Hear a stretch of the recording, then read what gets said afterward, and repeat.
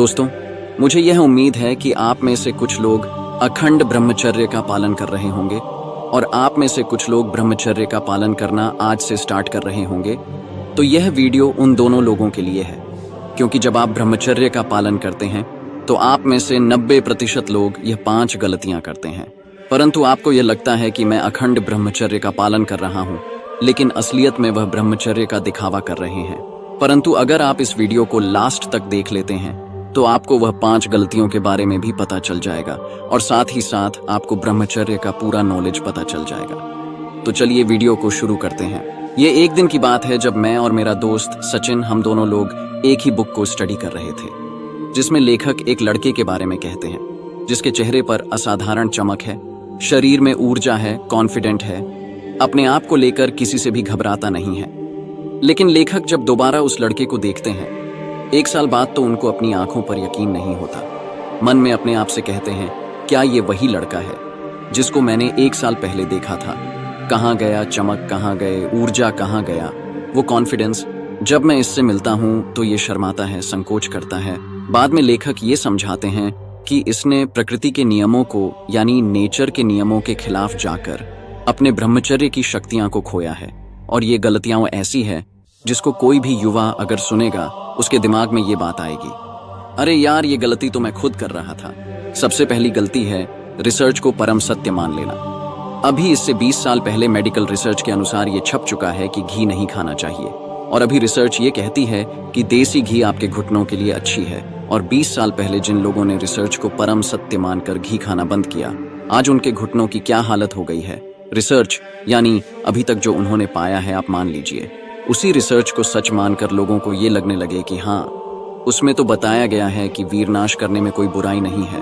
लोगों ने किया, अब 20 साल बाद मान लीजिए इनको ये एहसास हो गया, ये ज्ञान हो गया कि वीरनाश नहीं करना चाहिए, सर्वनाश है। ये आपने इनकी बातों को सच मान लिया और 20 साल बाद आप भुगत रहे हैं, आप तकलीफ में हैं। इसलिए कहा गया है ऋषियों की सुने, आयुर्वेद की सुने।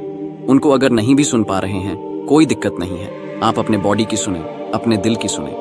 दूसरी गलती, ब्रह्मचर्य में बुराई पे ध्यान ज्यादा देना। देखिए 4 दोस्त हैं, उसमें से एक जो है वो अश्वगंधा ले रहा है, वो सप्लीमेंट ले रहा है, वो अपने शरीर को बेहतर बनाना चाह रहा है। बाकी के जो 3 दोस्त हैं उनको हो रही है जलन, वो नहीं ले पा रहे हैं।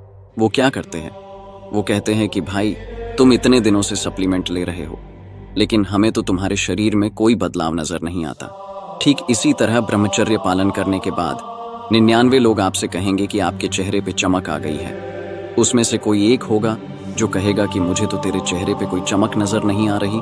इंग्लिश में एक कहावत है, beauty lies in the eyes of the beholder, यानी देखने वाले पर है सब कुछ। इस पे ध्यान ज्यादा ना दे कि लोग क्या सोचेंगे, आप अपने कर्म को जारी रखें, फल आपको मिलेगा। तीसरी गलती, ब्राह्मण क्षेत्र में टेस्ट करना।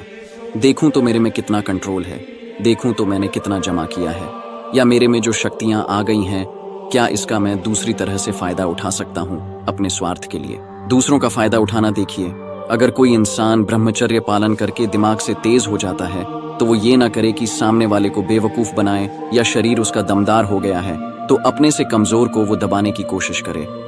किसी को आघात नहीं पहुंचाना है, नुकसान नहीं पहुंचाना है, क्योंकि ये सब करने पर शक्तियां कभी नहीं टिकती हैं, वो छीन ली जाती है हमसे। चौथी गलती, अहंकार, घमंड। मुझे सब मालूम है, मैं तो सब कुछ जानता हूं। नहीं, जितना जुड़े रहेंगे जमीन के साथ, एक पेड़ की तरह उसकी जड़ें फैलेंगे, मजबूत होगा पेड़, उसमें झुकाव आएगा, उसमें ज्यादा फल होते हैं।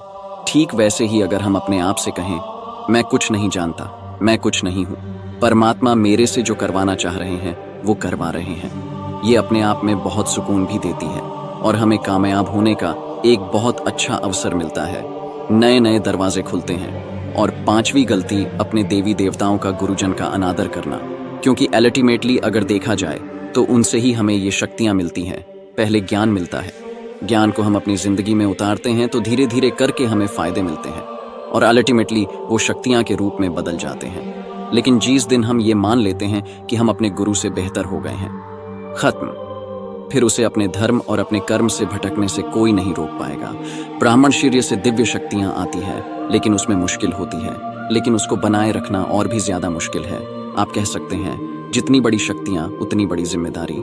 दोस्तों, आपको जीवन हर रोज 2 मौके देता है। या तो आप हस्त मैथुन करके वीर्यनाश करते रहो, या फिर अपने समय का सही इस्तेमाल करके वीर्यवान और महान व्यक्ति बन जाओ। अब इसका चुनाव आपको करना होगा कि आपको अपनी जिंदगी की गाड़ी को आगे की ओर ले जाना है या फिर पीछे की ओर ले जाना है। दोस्तों, सब नेगेटिव चीजें भूल जाओ कि बीते समय में आपसे क्या क्या गलतियां हुई, आपने अपने आप को कितना बर्बाद किया।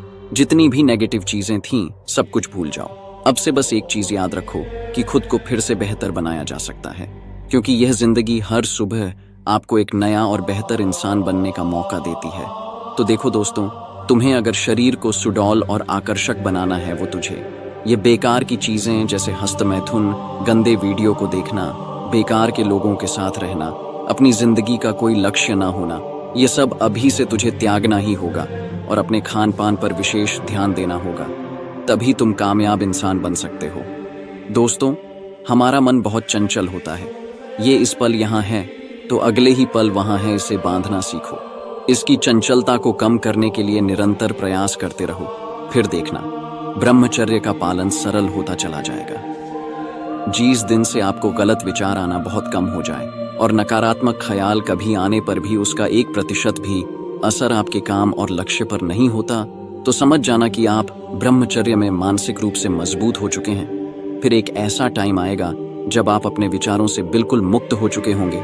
जिस प्रकार एक जौहरी अपने मूल्यवान आभूषण की रक्षा करता है, उसी प्रकार हर व्यक्ति को अपने वीर्य की रक्षा करनी चाहिए, क्योंकि वीर्य ही मनुष्य के शरीर की आधारशिला है जो इसे अधिक नष्ट करता है। शीघ्र ही ऐसा व्यक्ति मृत्यु को प्राप्त होता है। सनातन हिंदू धर्म में व्यक्ति के जीवन को 4 भागों में बांटा गया है, जिसके अनुसार व्यक्ति को 25 वर्ष की अवस्था तक ब्रह्मचर्य का पालन करना चाहिए। ऐसा करने से व्यक्ति स्वास्थ्य और बलवान बनता है, उसका वीर्य पृष्ठ होता है।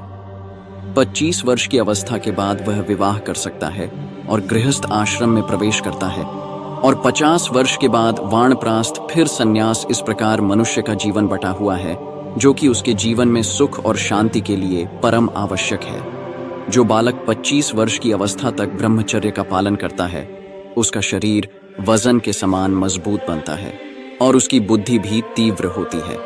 ऐसा व्यक्ति एक अच्छा गृहस्थ बनाता है और अच्छे समाज का निर्माण करता है। आयुर्वेद के अनुसार भी लड़कों के विवाह की उम्र 25 वर्ष ही बताई हुई है, क्योंकि 25 वर्ष तक उसका वीर्य